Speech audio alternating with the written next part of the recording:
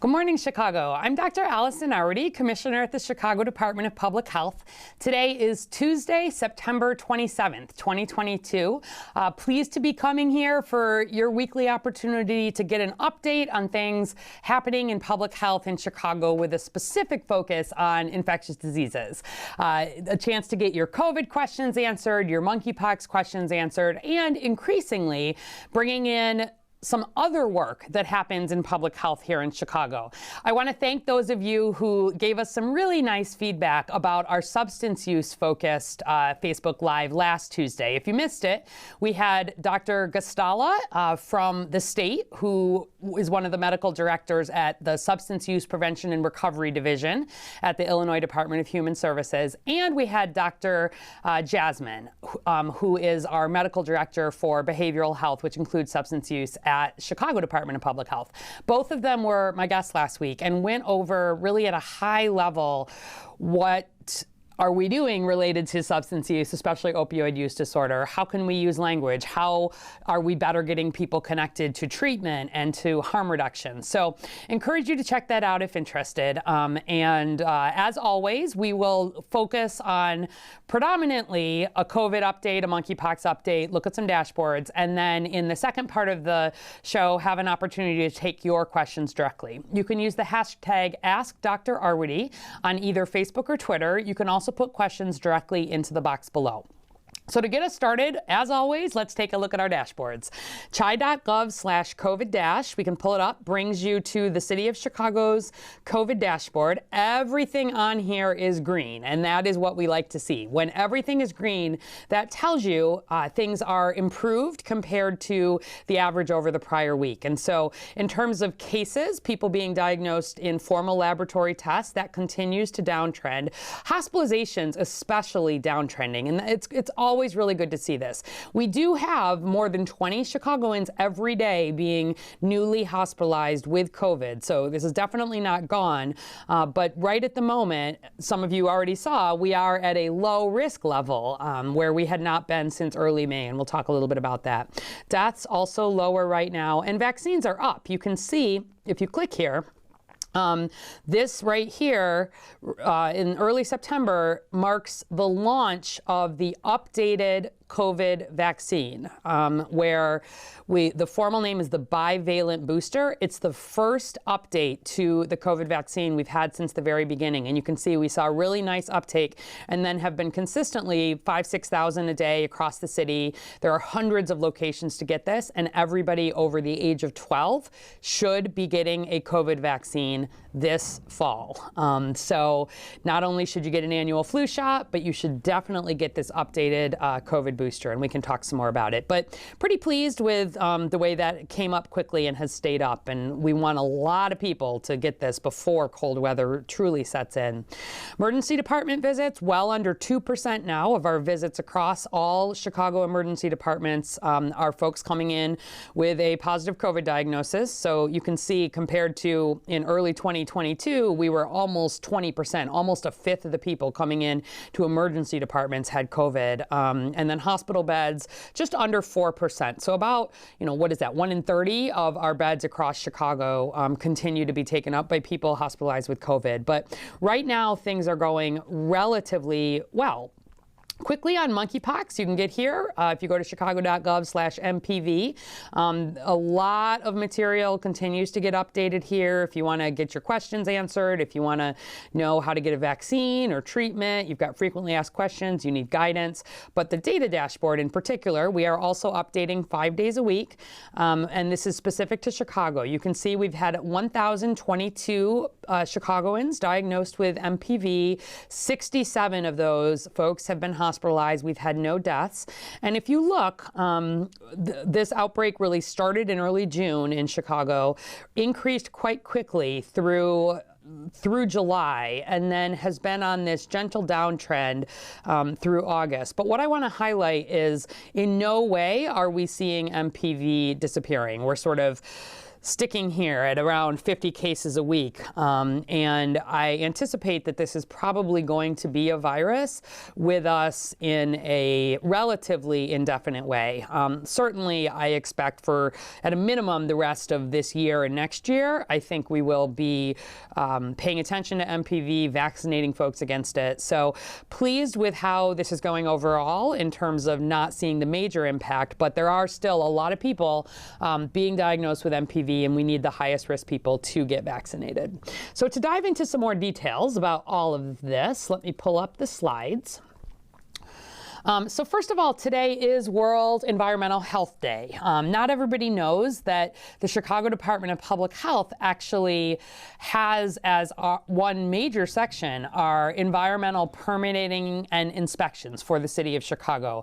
That's a team of environmental inspectors who are out across this city every day, as well as folks who work on the office, ensuring that where construction is happening, where operations are happening, that we are appropriately protecting human health and the environment. And so we are going to bring on some of our environmental leads to Facebook. It looks like that is actually going to be happening October, I believe, 10, the week after next, to talk in some more detail about some of this environmental protection work. I'm really proud of this work. We've been growing, in particular, our environmental justice work, really thinking about how do we do a better job as a society of making sure that in an incremental way we are supporting the growth of business, but also that supporting the growth of business does not mean ignoring health and human health and the environment, and that these can grow in parallel. So we'll be having a Facebook Live focused on this the week after next. I also wanted to highlight that we are in National Hispanic Heritage Month this month. Certainly CDPH, we have a lot of Hispanic and Latinx staff, and we've been having some celebrations around this. October 1st is National Latino and Latina Physician Day. And I just wanted to highlight here the national numbers here, that only 6% of physicians in the U.S. are Latino or Latina, even though about 19% of the U.S.'s population is Latina or Latino. And we see similar issues where we're looking at Black physicians, but with a focus this month in particular. Obviously CDPH, with many medical providers around this city, is really interested in better supporting all pipelines into medical care, health care, and public health. And we believe 6% is not enough, and it's something that it's a long-term problem across the whole country, not worse here, but something that we care a lot about. And so as we are celebrating National Hispanic Heritage Month, one of the things that we've been in conversations with lots of our educational partners is how can we work, not just here in Chicago, but broadly on supporting Latino and Black, not just physicians, but nurses, physical therapists, social workers, people who do mental health, people who support healthcare. How do we make sure that workforce looks like the U.S. and looks like Chicago? So happy National Hispanic Heritage Month to all, and I hope you choose a focus to talk more about, lift up, and work on. All right, here's our quick overall MPV or monkeypox outbreak. The outbreak does continue to grow internationally. We've now got 106 countries in orange here that have had cases. And this is why I know for a fact this is not going to end as an outbreak. We are a very globally connected city. Let me tell you that a lot of the world does not have the access to the MPV vaccine and the MPV treatments that we have here in Chicago and in the U.S. And when you see an outbreak this widespread, you know that it is likely to continue, at a more of an endemic level. What we don't know is whether that will be indefinite or ongoing. But We are already working to incorporate MPV vaccines, screening, awareness into our more routine sexually transmitted infection focused clinics, working with health providers. How do we make sure that thinking about this particular infection becomes part of that spectrum? So that's part of our long-term planning. In the U.S., also cases continue to grow. That growth has slowed. You can see Chicago has, again, just over 1,000, of Illinois now nearly 1,300 cases. And on the right, you can see these are the counties at this point that have had MPV cases diagnosed. I expect slowly, probably eventually, we will see positive cases really across Illinois and across the U.S. In Chicago, we've had residents from 69 of Chicago's 77 community areas diagnosed. And in the areas where we've not had folks diagnosed, our expectation is there are folks who have had MPV but perhaps have not sought diagnosis or treatment. Cases are downtrending. As I said, this is the national numbers from CDC. You can see coming down from nationally, peaked in August, but still relatively high. We already looked at this. Notable decrease in new cases from the August peak in Chicago, but no ongoing decrease in cases over the last 3 weeks. And we're especially seeing more Black Chicagoans and more Latinx Chicagoans, especially men who have sex with men, being diagnosed with MPV, and just want folks to have awareness. We've done about 35,000 MPV vaccines in Chicago. About 26,000 of them have been first doses in blue on this chart, and nearly 10,000 have been second doses. We really want people to get 2 doses of MPV vaccine if you've gotten the first one. We're part of a large national study submitting some data and trying to understand vaccine efficacy. So how often do we see people who have only had 1 dose of MPV vaccine be diagnosed with MPV? How often do we see people with 2 doses of MPV vaccine still getting MPV? We know that there's a level of protection, but we're still learning. This is the first time we've had a widespread MPV outbreak to be able to do these population level studies. But it's pretty clear that getting that second dose is important. So would encourage everybody, if it's been 28 days since your first dose, to get that second dose. And I wanted to review, as we've continued to learn more about the epidemiology of MPV, who is at highest risk, there are 2 main categories still of people who should get vaccinated for MPV. So in group 1 on the left, anybody, regardless of demographics, age, sexual orientation, anybody who has had close physical contact with someone or an intimate partner who is diagnosed with MPV. And this still is by far the highest risk. If people have a close sexual or intimate contact, or if they, for example, are a close household contact in families, etc., those folks should be vaccinated. Also, anybody living with HIV, regardless of sexual orientation, and anybody who's eligible for or currently taking PrEP, pre-exposure prophylaxis, to prevent infection for HIV, should be getting vaccinated. And then finally, anybody exchanging goods or services for sex. So that's the highest risk group. Everybody should get that vaccine, regardless of your demographics. And then on the right, the much larger group are any sexually active, bisexual, gay, or other same gender-loving men, or any sexually active transgender persons, full stop.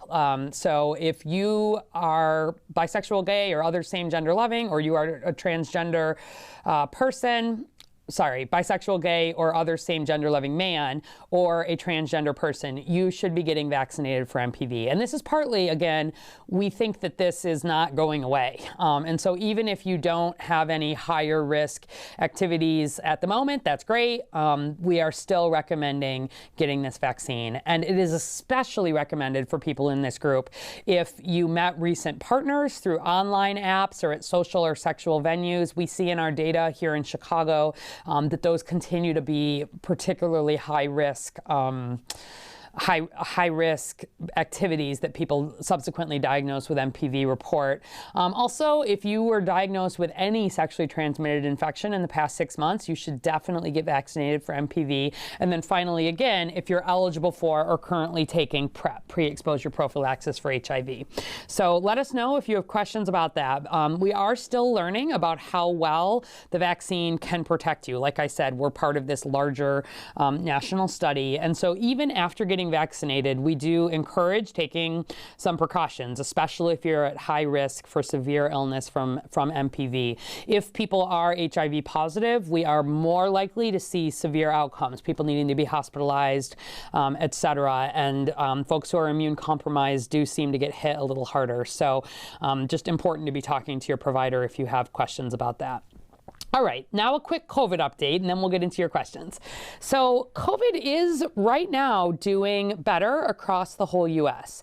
In last week's CDC update, just 38% of U.S. counties were reporting being in the high, marked in orange on this map, or medium COVID community level. The medium level is marked in yellow. And you can see that for the first time since late May, the city of Chicago, Cook County, and our Northeast region have moved back to a low COVID community level. I'm really happy about that because the reason that we moved to a low level was predominantly because we finally are seeing a lower level of people being hospitalized with a positive COVID-19 test. For those of you who have been following this closely, there are 3 metrics that the CDC looks at every week to make these county level determinations so that there's more consistency of how this is being determined across the U.S. On the left, you look at cases per 100,000 population. The goal is to be less than 200. We've been well under that in Chicago and in Cook County.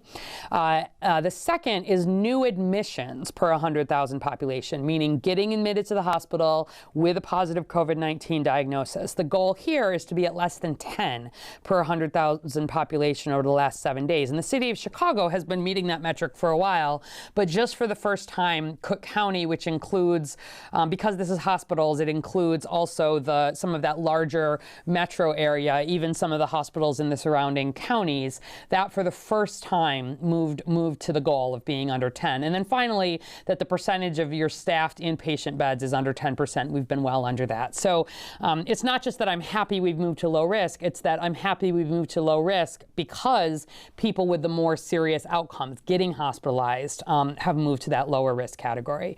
And so just as a reminder, at low risk, the Chicago Department of Public Health and the CDC recommend that everybody, first and foremost, stay up to date with COVID-19 vaccines. And that means if you have not had the updated COVID vaccine that became available for the first time in September and you're over the age of 12, you should be getting an updated COVID vaccine. I was seeing patients in clinic on Saturday. I also, just for those who don't know, I volunteer and see primary care patients. And it was interesting because a number of those patients thought they were up to date. They said, you know, I've had all 3 of my vaccines, here's my card, and did not realize that the updated COVID vaccine that just became available this month is something that they should also get. So really wanting to emphasize that. They all signed up for it and we gave them the vaccine on the spot. But there continues, I think, just to be not as much awareness as we wish there were, that we need everybody to both get a flu shot and an updated COVID-19 vaccine. Also, nothing has changed at low risk. We need folks to get tested if you have symptoms. There are still hundreds of people every day getting diagnosed with COVID through laboratory testing, and many times that number of people being diagnosed through at-home testing.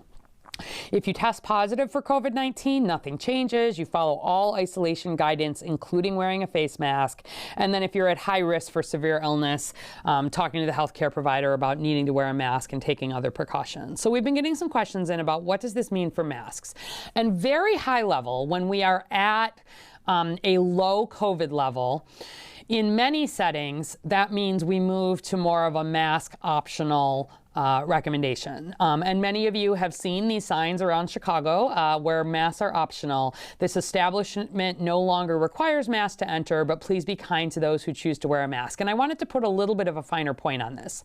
There are settings in Chicago that will and should continue to require masking. That's especially true where they are serving very vulnerable individuals. So you'll see, yesterday I was at a doctor's office and I was getting some lab work, everybody is required to be masking in that setting. We are in full support of that, and you should continue to comply with that. I think also where you are in settings that are crowded and public, I certainly continue to put my mask on, and I would encourage others as well.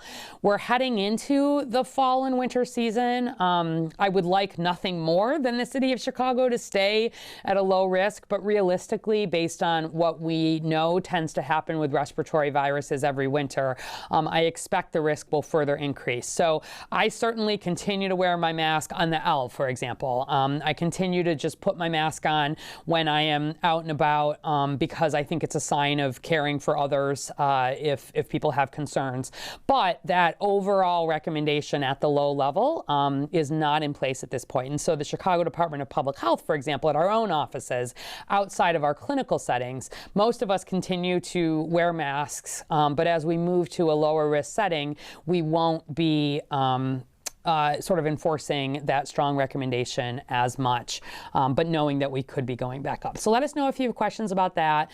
If you yourself remain concerned about COVID-19 and your risk, I would recommend wearing a high quality mask, a KN95, for example, particularly when you're in crowded settings. But overall, when we are lower risk, I have less concern about relaxing some of those masking recommendations. Regardless of your COVID-19 community level, let's just emphasize, though, you should absolutely mask if you have symptoms of COVID-19, if you have a positive COVID-19 test, or you have a recent exposure to someone with COVID-19. None of that has changed. None of that will change. Let's look at variants, because this is certainly one of the things my team is paying the most attention to. It's good news for the most part. It's all still Omicron. It's nearly all BA.4/5. On this graph here, you see the week ending September 24th, 85% of our cases here in Chicago across the Midwest are BA.5, which is by far the predominant variant in that turquoise color on the bottom on this map. And another 10% or so are BA.4, including BA.4.6. We are watching up near the top there, this BF7 and this BA.2.75, which are growing a little bit. Remember that this updated vaccine is specifically designed to help fight off BA.4 and BA.5, as well as give you a boost against severe illness. And that's why we want everybody to get it while the match is so good here. Similarly, across the U.S., nearly everything is BA.4, BA.5, and honestly, one of the reasons we're at low risk here in Chicago and Northeast Illinois, and that we're seeing that risk drop, is because we haven't seen as much shift in COVID in the new variants in recent weeks. Every time a new variant emerges, we're looking at what's called immune escape, where there's been a change to the virus in some way that makes our vaccine not be quite as effective, makes our treatments potentially not be as effective, makes our tests potentially not be as effective. And when we don't see new variants emerge, it's a time of relative quiet where we're looking at new COVID infections. The worry, of course, is that if a lot of people don't get the protection, especially with vaccine, before cold weather, that's an opportunity for new variants to emerge, and that is when we tend to see significant surges. So you getting a vaccine now is not just about yourself and your family. It's about putting those around you and Chicago in the best possible place to have the best possible protection heading into whatever the winter brings. We also have been getting some questions about COVID-19 tests. You have plenty of options. There's at-home tests. Your healthcare provider can do it. There's community health centers, pharmacies, pediatric sites, community-based testing. Chi.gov/COVID test has more of this information. But I also wanted to get a little more specific because this is something people have been asking about. Of course we are doing planning for a potential COVID surge. Of course we are making sure that a lot of that focus is on people who may have fewer resources, may live near fewer healthcare providers, may be less connected, may be uninsured. And so I thought I would just highlight quickly on both the laboratory test side and the at-home test side, where we are and where CDPH is focusing. So first of all, $0 out-of-pocket diagnostic testing is required on all insurance plans. That includes Medicaid. So if you have symptoms, you need to go to your doctor, you need to get a test, you should not be being billed for that test.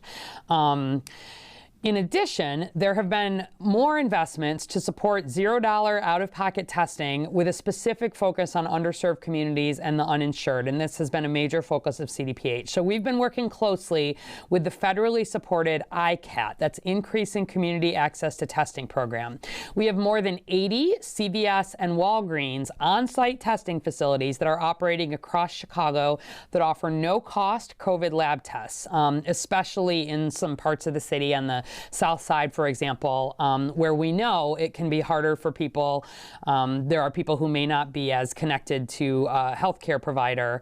We want to make sure that they know that you can get testing through these sites. And our website has the list and the map of what that looks like. Quest Diagnostics, which is the laboratory company that does a lot of testing in conjunction with doctors' offices and has standalone sites across the whole country, also supports free diagnostic COVID tests for those who are uninsured. There's a brief online questionnaire, but that's another route.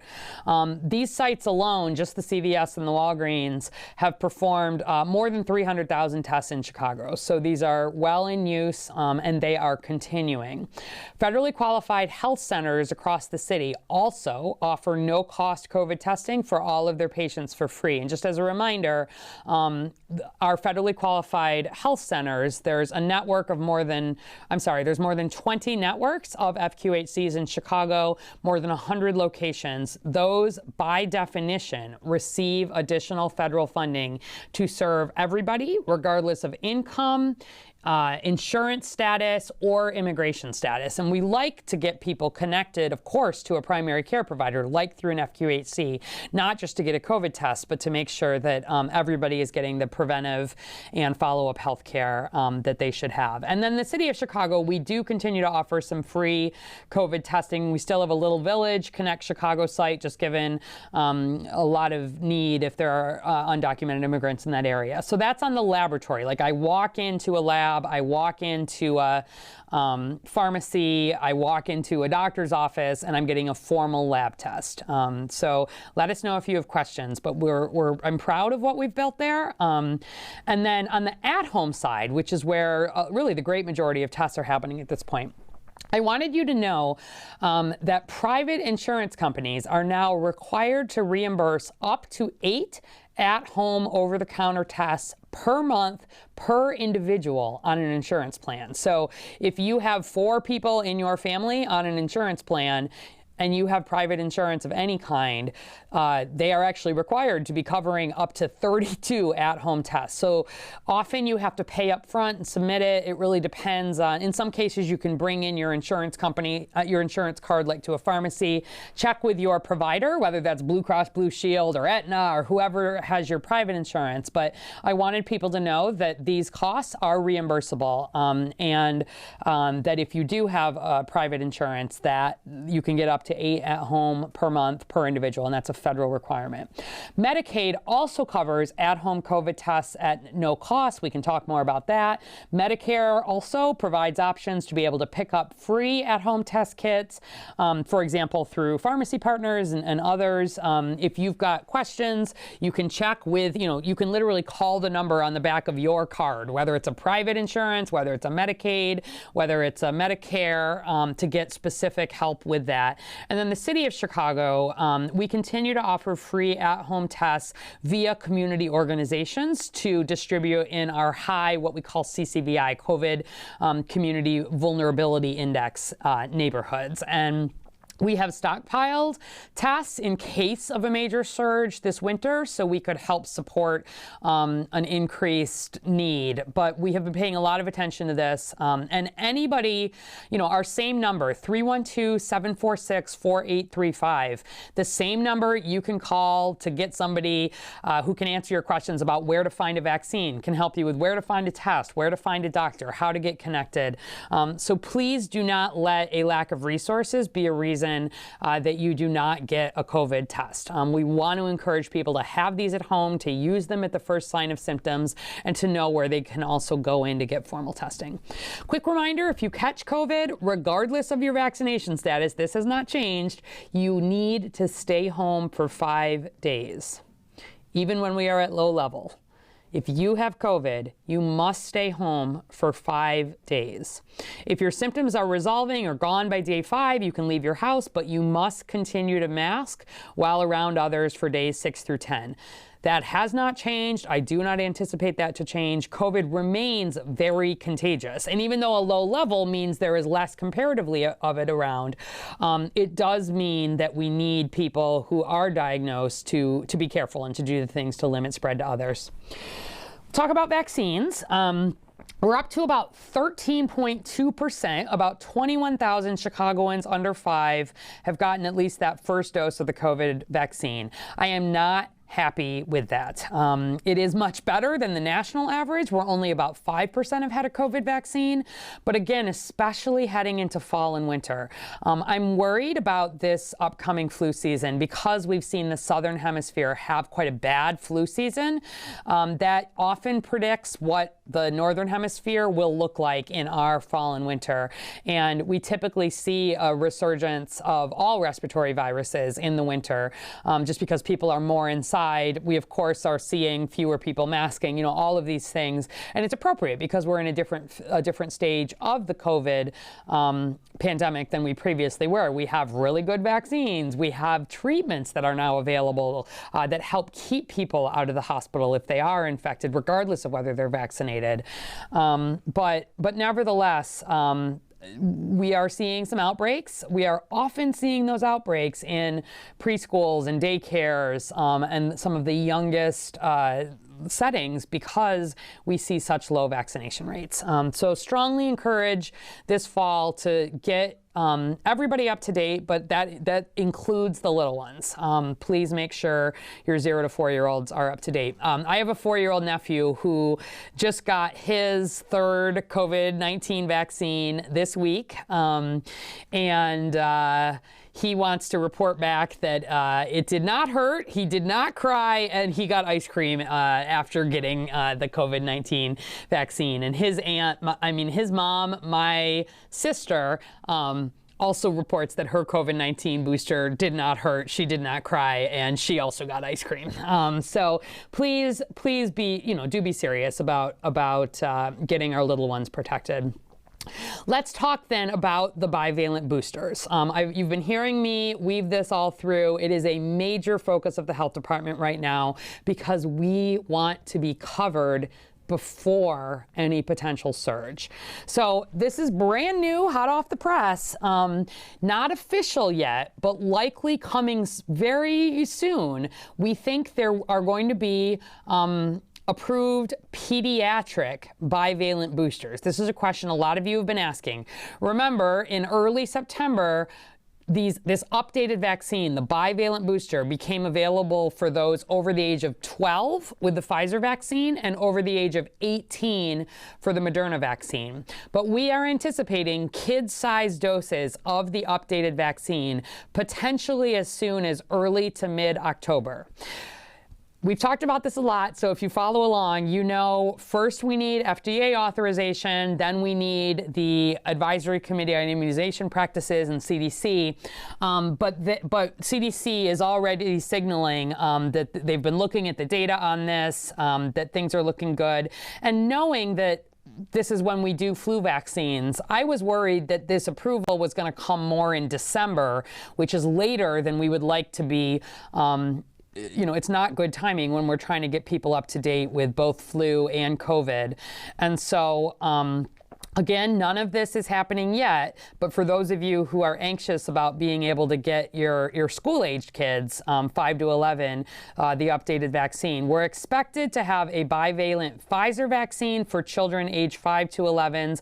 That'll be a separate level. It's a separate label. It's a smaller dose than for adults, and so that will mean we would have a bivalent or updated vaccine for from Pfizer for everybody age 5 and up, and then Moderna we're anticipating for children age 6 to 17, and that's just because the original vaccines, they had focused on ages 6 and up.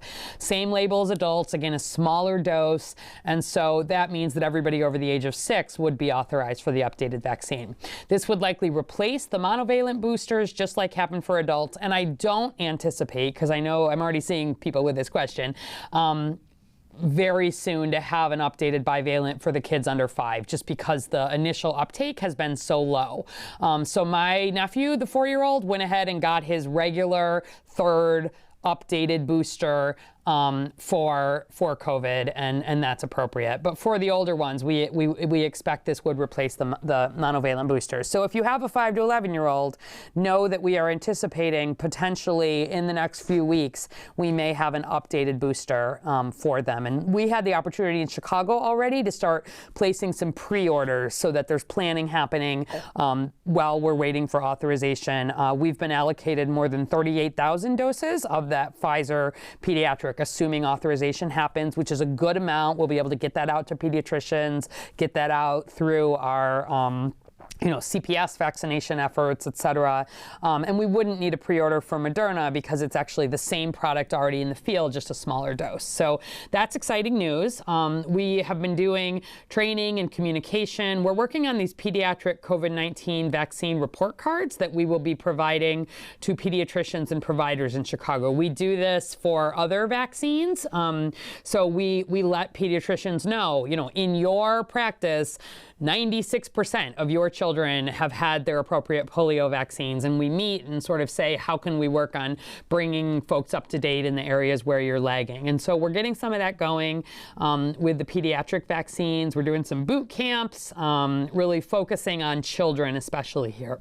So that's one of the things that we're doing here at the health department. And I do want to highlight, because people keep saying, it seems like it doesn't matter if I get vaccinated, like people are getting COVID anyway. And I want to highlight that even setting aside the updated booster, which is a better match and we think should be a better protection against infection, just since Omicron became dominant in Chicago, infection rates, okay, not hospitalization, not deaths, have been about 80% higher in those unvaccinated compared to those who are boosted. So if you want to cut your chance of getting COVID, getting boosted is important. And even for people who are vaccinated versus unvaccinated, it's about a 50% decrease risk. And so that red line there on the top, I know if you follow along with us, we track this every week.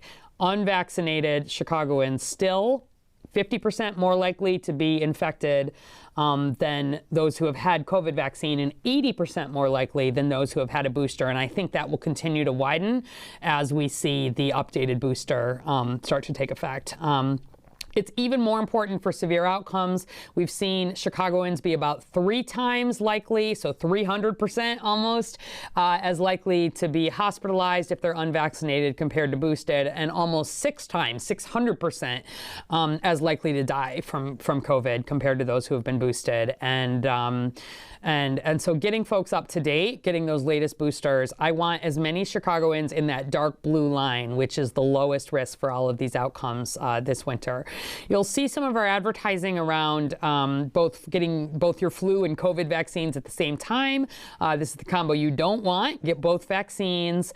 This Saturday, we're at Kennedy King College. We'll be back there at Kennedy King again on the 29th, 9 to 2. Walk-ins are welcome. We will have the bivalent vaccine, as well as flu and primary vaccines for anybody who hasn't had those. Just to remind you, we are offering these Saturday clinics all the way through the end of October. If and when the bivalent vaccine is authorized for 5 to 11-year-olds, we will also incorporate that into our city colleges. And then we've got literally dozens and dozens of other community-based vaccine opportunities. So go to chicago.gov/vaxcalendar for the most up-to-date. All of these are completely free of charge. We've had more than 75,000 boosters of the updated boosters already administered in the first weeks of the rollout. This data is through last week, through the 21st. And we're averaging around 6,000 doses a day, less on the weekends generally. And if you look at the demographics here, we've seen many of those people choosing to get the updated COVID vaccine disproportionately white Chicagoans. So 63% of the updated COVID vaccines that have been administered have been to white non-Latinx Chicagoans, which is an overrepresentation compared to our population. And 8% have been in Asian non-Latinx Chicagoans, which is also a little bit of an overrepresentation. So I want to strongly encourage, all white and Asian non-Chicagoans to keep getting this updated COVID vaccine. This is for everybody. But I especially want to highlight that I am concerned that only about 14% of the updated COVID-19 vaccines to date in Chicago have gone to Black non-Latinx Chicagoans. That's more than 10,000 vaccines. It's a lot of people, but that is not where we would like it to be, given that almost 30% of the population in Chicago is Black non-Latinx, and then only about 12% have gone to Latinx Chicagoans. Again, a little under 10,000 doses, and we have consistently seen COVID hit harder in predominantly Black and predominantly Latinx communities, and this is for systemic reasons. This is for underlying conditions. This is where we think about social networks and vaccine levels. But I really want to highlight that everybody needs to get this vaccine. But if you yourself are Black or Latino, or you have folks in your network who are, please be talking about the need for everybody over the age of 12 to get this vaccine. We have another campaign running right now. I saw it on at my LSTOP this morning, and I wanted to just talk a second about it because I really like it, and I want to thank the Chicagoans who have been part of it. It's a booster campaign, of course. We want people to get their updated booster, but it's a focus on long-term care facility staff. And long-term care facilities remain one of our very highest risk settings for COVID-19, right? Our healthcare settings team at the health department continues to have a major focus on limiting COVID risk. We know that those settings are higher risk for spread and higher risk for hospitalization and death. And so this is an example of where we're especially focused on booster uptake for both staff and residents at long-term care, been working to get resources in. But we decided to turn this into a larger city campaign. Our CDPH team partnered with Ogilvy. We did focus groups with unboosted staff and one-on-one interviews with unboosted residents, as well as vaccination leaders, people who have chosen or who are working on trying to get staff and residents vaccinated. And then using the findings from those focus groups, we've developed this campaign that highlights the contributions of 6 boosted staff members who work right now at long-term care. They're from 5 different Chicago-based skilled nursing facilities. And I like this campaign because for me, getting boosted and getting vaccinated is really about caring for others. And so we've highlighted that these individuals, here's 2 examples, Rose on the left, Adam on the right, who go above and beyond every day to care for vulnerable residents in Chicago. So here it says, thanks, Rose. Thank you for keeping the dinner bell ringing during the pandemic, for keeping us healthy and well-fed. Thank you for your passion for cooking, the one you've had since childhood. Thank you for feeding everyone at Villa of Windsor Park Nursing Home like family. Thanks for choosing to get boosted. And this is highlighting Chicagoans who every single day, she's a cook, you can see, at Villa of Windsor Park, who really their entire professional life is about caring for others, and part of caring for others is choosing to get boosted. The one on the right here, that's a picture off the L, of course. Thanks, Adam. Thank you for letting us lean on you, for helping us walk, eat, get dressed, and for doing it all with respect and dignity. You mean so much to us at Paul House Nursing Home. Thank you for being exactly who you are. Thanks for choosing to get boosted. And so, although this is a particular focus on long-term care, we've rolled it out across Chicago because I would really like to encourage people to think about getting boosted as a way to care for your community, including people you may not know and those who are most vulnerable. So you can go to chicago.gov/boost if you want to learn more about boosters or how you can find one. And then finally, we've been getting some questions still about long COVID. And I've raised this before, but I wanted to remind you that there are studies going on to help, that are national studies that we have. There are academic hospitals in Chicago here that are part of, where you can even get paid to enroll in the study for your time and learn about long COVID. So you can join the study if you currently have COVID, if you tested positive for COVID in the last 30 days, or you've never had COVID. Some of these may be full already, but there are opportunities here, and if you go to recovercovid.org, you can learn more about this. And it's not to get treatment or medicine, it's really to learn, to follow over about 4 years and learn more about long COVID. So just wanted to share that. And finally, as always, if you need a vaccine or a booster, you have any other questions, chi.gov/COVIDVax, or our wonderful 7 days a week, staffed by Chicagoans, 312-746-4835. That's our hotline, and our whole goal is to get this city through this pandemic with as little problems as possible. So let's go ahead and move into some of your questions. All right. So here's a question. Alexandria Deanne on Facebook is saying, I saw something about masks no longer being required in healthcare settings from the CDC. Is that true? Why would they do that right before the winter season? Okay, so this is a little bit of a complicated answer. So first of all, CDC is recommending that, every healthcare setting does not need to have universal masking unless facilities are in areas of high COVID-19 transmission. But what's confusing about that is that there are different risk levels and risk transmissions that are used in community settings. So you've gotten used to our COVID community levels, right? We've moved to a low COVID community level. That's exciting.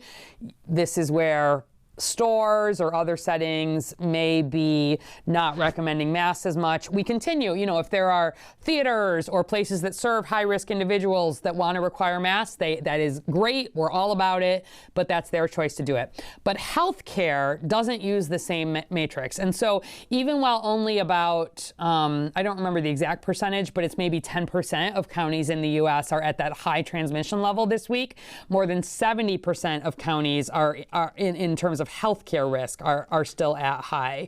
And so basically, there has been some relaxation of these requirements, but I want to highlight that it's not the same as the community level. And I know that is confusing. I hope that it is something that gets that is a little bit more aligned over time. But just to give you a sense of that, Chicago actually is still although we're at a low community risk, we continue to be in sort of a high transmission level of concern for healthcare. And so you will continue to see healthcare settings generally in Chicago be requiring masking. And some of that is insider baseball that I was just sharing. But I think our healthcare settings are concerned appropriately as we head into this season. So those will be settings until we are, we're already at a different stage of the pandemic than we were in 2020, but we would need to be even quite a bit better so that the risk is not just, lower in the community, but this sort of lower in healthcare settings before I think that would be relaxed. So I hope that helps, and let me know if you've got additional follow-on there. Lisa Balde Venaria from Facebook. As we enter flu season, what symptoms should people watch for and how are they different from COVID? Good question. So first of all, go to chicago.gov/flu. If you want to brush up on flu, get some frequently asked questions, learn where to find a vaccine, learn about symptoms, do some myth busting, learn about the flu and COVID combination. But the bottom line is that influenza or flu has a lot of different strains, just like COVID does. We'd call them strains instead of variants, but you cannot know without a test whether you have flu or COVID. Typically, people who get influenza tend to have fevers, tend to have body aches, tend to feel like they have been hit by a truck, can feel pretty sick. Of course, though, people can also get those with COVID. So the bottom line is that you need to get a test, basically, to know for sure. The flu season has not yet started in any kind of serious way here in Chicago. If you go to chicago.gov/flu, we have some basic information. Every week we put out a surveillance report, what is happening in flu in Chicago. I will definitely be bringing onto Facebook here as we start to see those numbers tick up. But at this point, we haven't yet started to see a large number of flu cases. Just so people know, for example, we sample across emergency departments in Chicago. What percentage of people are coming in with symptoms that are influenza-like? Where are we seeing positive tests? What are we reporting out? We also, on an individual basis, hospitals are reporting to us people with more serious outcomes, things like ICU admission or deaths. And so, we don't count every case in the way that historically through COVID, at least early on, we're counting every case, right? We don't count every case of COVID-19 right now. Many, many people are getting home-based testing, but we are able to use some of those other mechanisms, the wastewater, the what's happening in hospitals, to understand what is happening with COVID. We have been doing that for decades with flu. And so you can sign up if you want to have the flu update even emailed to you each week. But that's kind of where we are. So get a flu shot, get an updated COVID vaccine, and if you get sick, you need a test to know for sure, is it flu or is it COVID? And it's important to get a test, by the way, if you're at high risk for more severe outcomes, because in the same way we now have Paxlovid, an oral medication that can help keep you out of the hospital if you're diagnosed with COVID. If you think back, we have and have long had antiviral oral medications available if you are diagnosed with flu, but you've got to take all of these in the first couple of days, and definitely within the first 5 days of a diagnosis. So I hope some of that helps, and that's what I would say. Yvonne Ramirez from Facebook. Are you hearing anything about people getting vertigo after COVID? I've heard of several people suffering from it lately. I'm curious if that's a sign of COVID or a post-COVID condition. So it is not one of the top things that, it's not like 1%, 1 in 100 people have vertigo. There can be examples of people having vertigo just after an infection generally, just so you know. So we see people after an ear infection, after a flu infection, a number of things can make people more likely to develop vertigo. And so generally you may be a little more likely to develop vertigo if you've recently recovered from COVID. But vertigo can come from a lot of different causes. If people don't know vertigo, it's this feeling like the world is spinning and people can feel dizzy. And it's definitely something, if it's persisting, you should go in and see your primary care doctor to get checked out. Don't just assume it's because you recently had COVID. It's not one of the most strongly associated, but anytime people have an infection or an illness, vertigo is an example of something we sometimes will see. Susan Villanosa from Facebook. Are you hearing more side effects from the bivalent booster? No. So, in fact, we're generally hearing fewer side effects because people who are getting bivalent boosters are people who have had prior vaccines, of course. Some people have even had COVID. So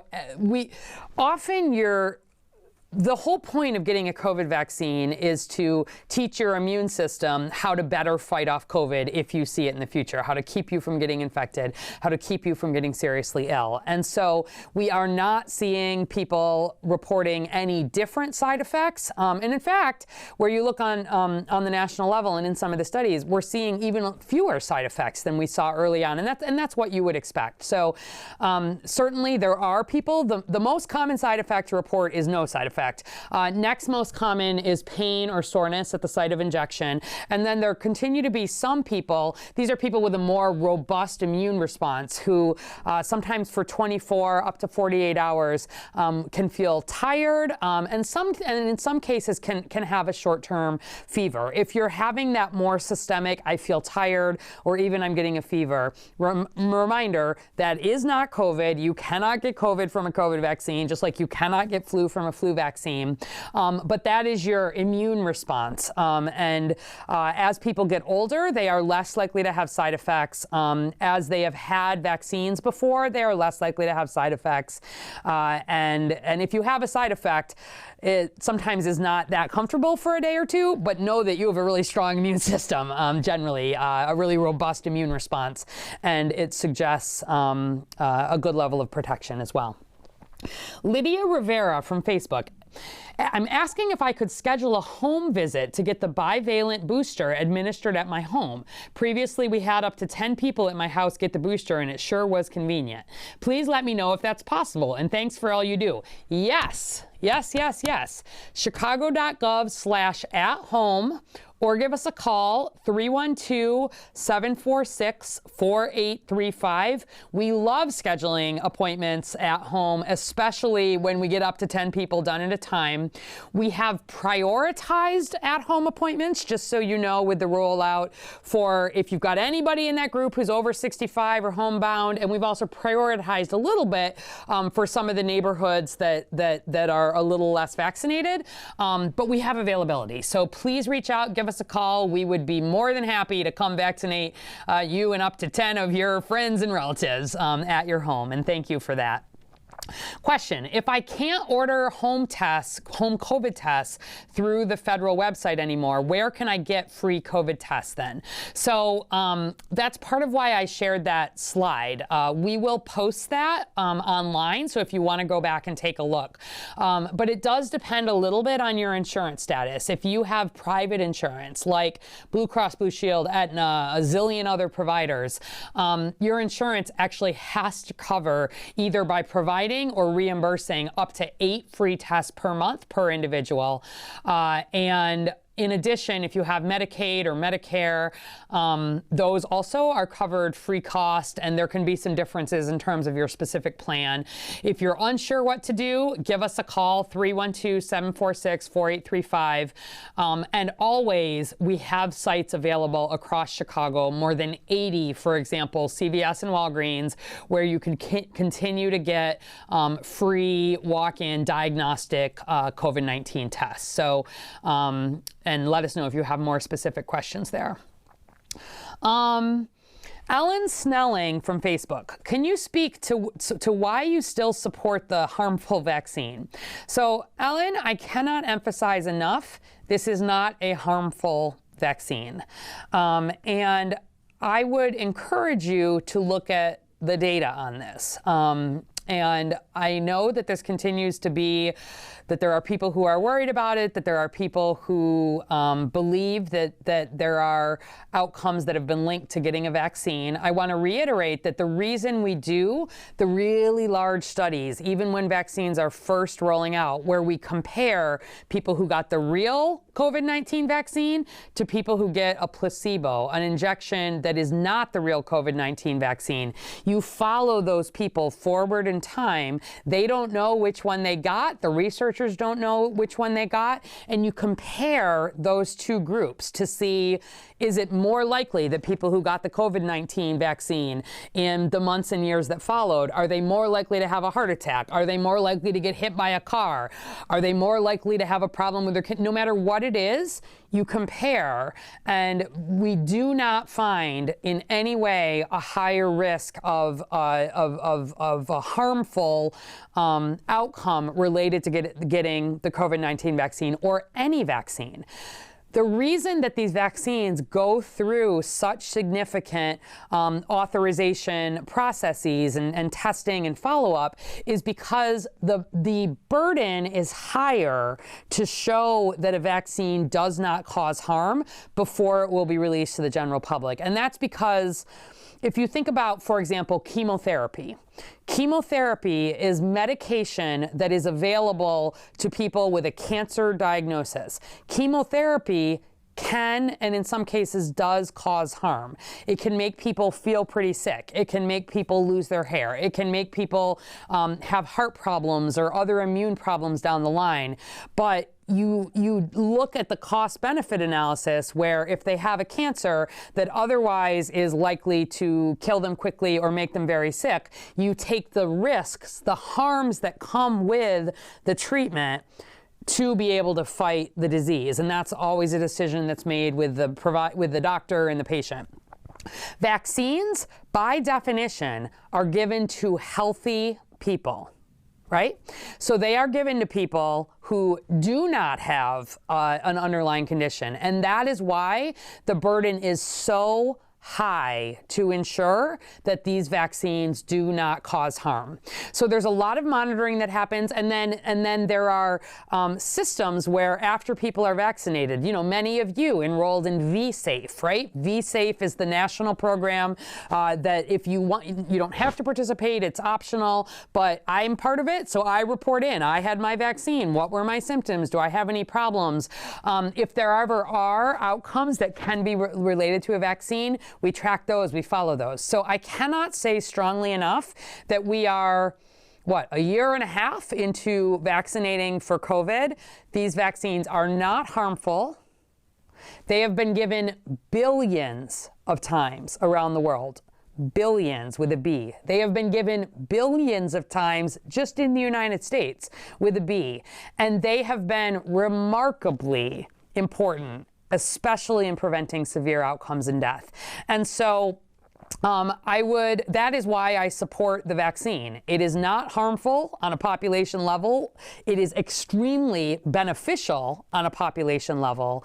And I know a lot about what goes into making the vaccines, doing the follow-up for the vaccines, the testing that happens, the individual, and we look at our data here in Chicago. Even just since Omicron, you are 6 times as likely to die if you get infected with COVID as if you are unvaccinated as compared to if you're up to date with vaccines. COVID is here. It continues to kill people every day, including here in Chicago.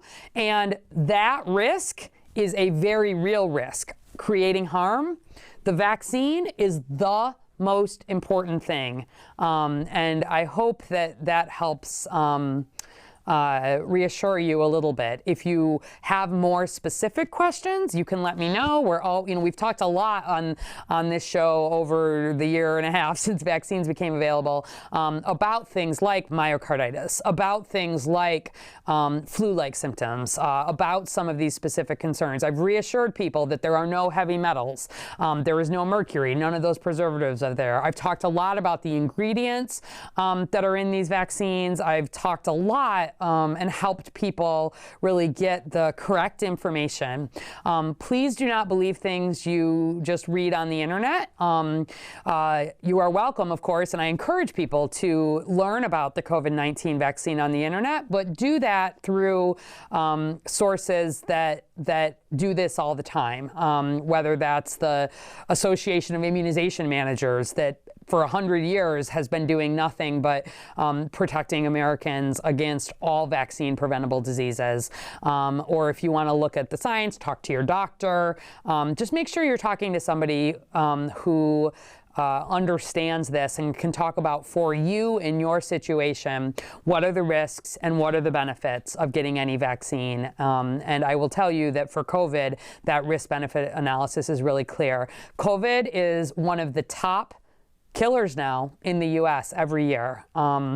We'll see where it lands, but last year it was the #2 driver of our racial life expectancy gap in Chicago. It is one of the main causes of death. And I don't think that's going anywhere for a while to come. And so that is why I support the vaccine, why my whole family, why everybody I know, and why we've pushed so hard on this, because our goal is to prevent harm from COVID-19, and that means getting your vaccine. All right. Thank you for your questions and your attention. This coming Tuesday, we will not have a guest, so we'll have another longer-term discussion, especially with an infectious disease focus. October 4th actually is the day after the mayor will have introduced the budget for the city of Chicago. And so I may take some time on the show on the 4th to also just tell you a little bit about some budget implications for the health department, some of the ways in which we continue to grow and focus activities outside of the infectious disease space. So let us know if you have interest or questions about that. And then, as I said, October 11th, it's the 11th, the Tuesday after that, I'm planning to have Megan Cunningham join. She is our Managing Deputy Commissioner at the Chicago Department of Public Health. Among other things, she oversees our Community Health Bureau, and part of community health, that is our work of how do we create healthier communities, some of the place-based work. So things like our chronic disease work is in her bureau. And importantly, so is our environmental permitting and inspection. So she'll be here with a particular focus on what does CDPH actually do. I bet a lot of you didn't know that we have people who go out and inspect gas stations to make sure that we're not, that there's not tanks that are at risk of rupturing and, contaminating the water. I bet a lot of you may not know that we have folks out and around every single day looking at issues of air quality or water quality or quality of life issues. We're looking at pollution. We're looking at sound. So I want to have a little bit more of an in-depth conversation. And Megan Cunningham is planning to join me looking ahead on the 11th for that. So thank you. And I look forward to seeing you back next week. Please spread the word. Now is the time to get your flu vaccine before flu kicks in Chicago, and your updated COVID-19 vaccine. It takes about 2 weeks for these vaccines to take effect, and so I don't want people waiting until we're well into flu season or any potential COVID surge. So very happy to be at a low community level for the first time in months, but we want to stay there if we can, as long as we can, and we don't want a repeat of the last 2 winters, both of which saw significant surges in COVID as variants emerged. Getting your updated vaccine now is the most important thing you can do. Thanks again. See you next week.